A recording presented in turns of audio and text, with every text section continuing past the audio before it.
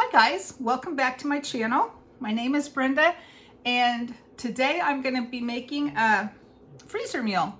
Ham and hash brown casserole because I put ham in mine because it's a main course. The reason behind this is I was talking to my daughter. You all remember Amy if you've been with my channel very long. She's married now and lives about 45 minutes away, and she works in a dietary department at their local hospital.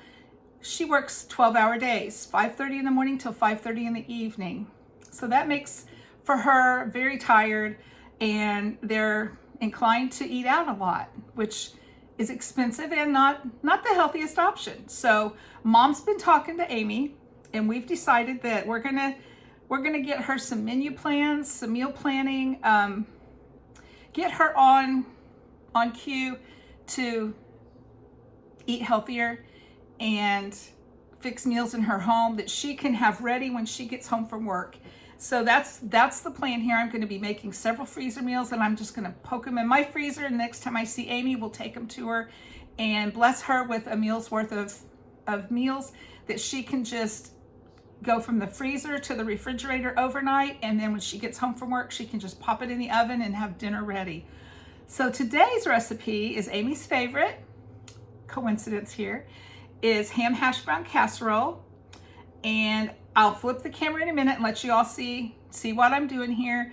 And what I'm doing is I'm going to make a double batch of that, and half of it will be for our dinner tonight here at home, and then half of it I will put in a Ziploc freezer bag, the gallon size bag, label it with directions how to cook it, and pop it in the freezer. I'm going to freeze it flat because Amy doesn't have extra freezer space, just what's above her fridge. So I'm going to freeze it flat on a cookie sheet and get some meals going for her. So also with the theme of beating inflation, it's a very economical way to cook your meals, to plan your menus, is if you can do this. Put an extra can of soup, a little bit of extra sour cream, just a little bit more ham, and you can double a recipe and have two meals, sometimes for not very much more than the price of one meal. So let's beat that inflation. I'm gonna flip the camera and show you what we've got here. I'll show you my ingredients. The recipe will be listed in the description below. Okay, here's our ingredients for our casserole tonight. Southern Style Hashbrowns. They're the small cubed potatoes. I'm using a can of cream of mushroom soup and a can of cream of chicken. If I were doing just one recipe for one meal, I would only do probably the cream of mushroom soup. Also, sour cream, 2 tablespoons of butter, a teaspoon of onion powder. The recipe calls for green onions, but I always, instead of doing the green onions, I will do the onion powder. About a half a teaspoon of salt and a half a teaspoon of pepper. Medium cheddar cheese. I can't say that. I shred my own cheese, so I'll be shredding that here in a minute. And this recipe, normally when I make this, I will use leftover ham if I've baked a ham. I don't have any leftover ham. This would be a great recipe to keep in mind for after Easter, if you have ham left over from your Easter dinner. I buy just a ham steak and I will dice that. Also, I have some cubed ham that I will be using in this as well to stretch it from one meal into two. Now for my topping on this casserole, I'm going to use melted butter and corn flake crumbs. That's the best topping for this casserole. Okay, let's assemble our meal. Okay, we're back. I have shredded my cheese and I've diced my ham steak, and I've got a puppy who thinks he needs to be part of this casserole. Hi, Jax. So I went ahead and put my potatoes in my bowl, and I've got my large mixing bowl, my biggest mixing bowl, because it's kind of hard to mix everything up. So let's go ahead and put our ham in here. And yes, I think I am going to go ahead and put a little bit more ham in. I probably won't use all of the cubed ham, but I think since we're going to make 2 different meals, you want to have plenty of protein. Okay,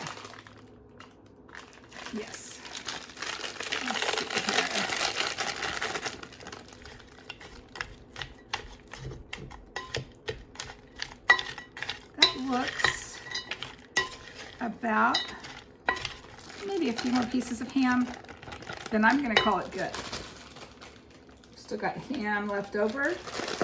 I buy these little cube ham, the little dices, cube ham dices. And I use those in my scrambled eggs or a casserole like this.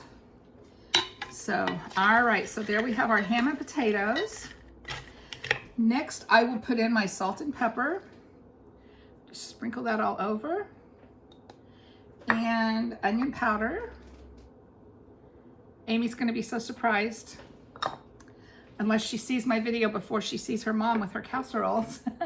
And then 2 teaspoons of soft butter. Plop that in there. Then, you know, I'm gonna put that butter in little pieces, just because I think it might mix a little easier. Yeah. The potatoes are super cold, frozen. I've had them out for a little while, so they're not completely frozen, but they're still cold. And that's gonna make that butter not wanna mix up real well. All right, next let's put our soups and our sour cream in. This is a 16-ounce container of sour cream. And I think I'm gonna use all of it. Maybe not. Okay, let's put half of it in, and then I don't have my recipe with me.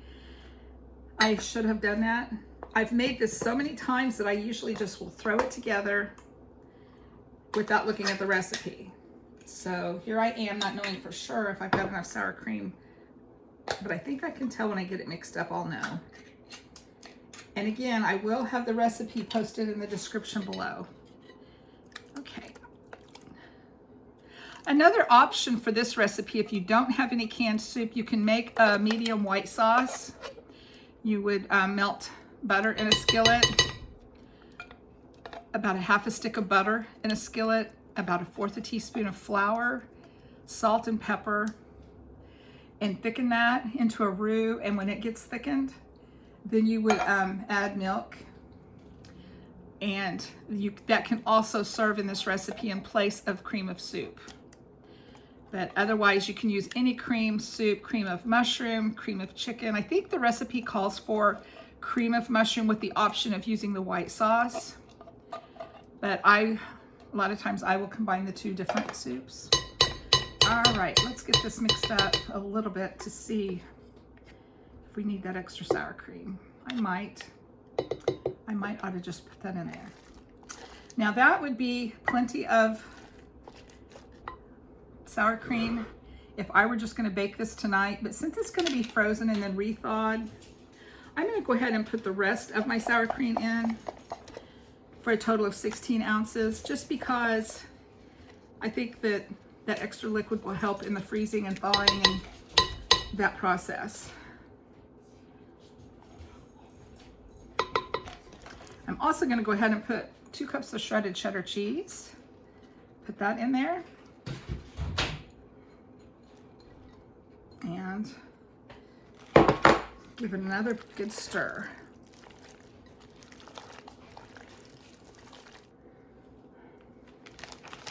Okay, we are back. Labeling the freezer bag for Amy.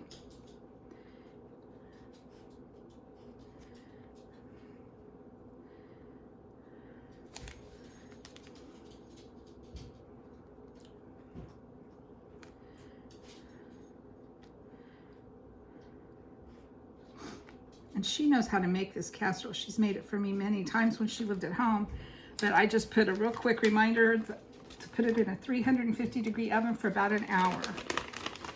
And let's get her some casserole scooped up.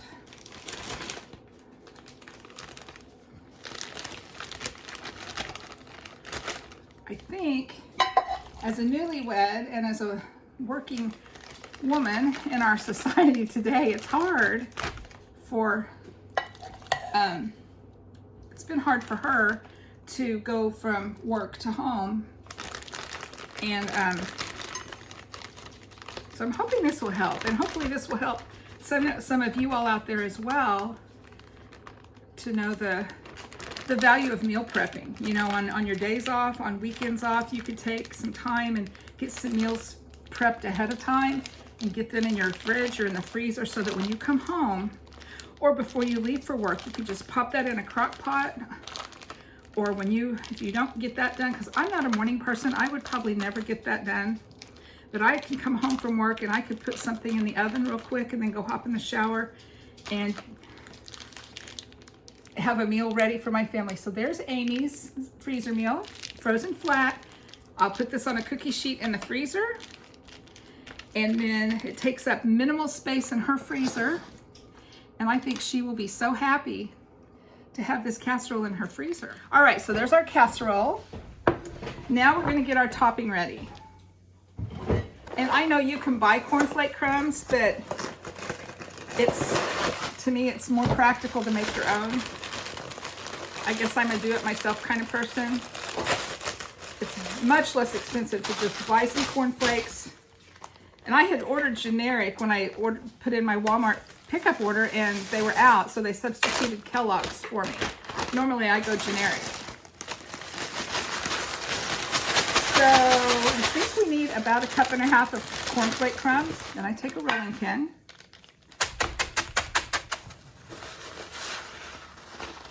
That's about how the texture I do. I also have about almost 1/2 cup of butter there. Dump these Corn Flakes into the butter. Let's get this mixed up and see. And now I'm gonna sprinkle these over top.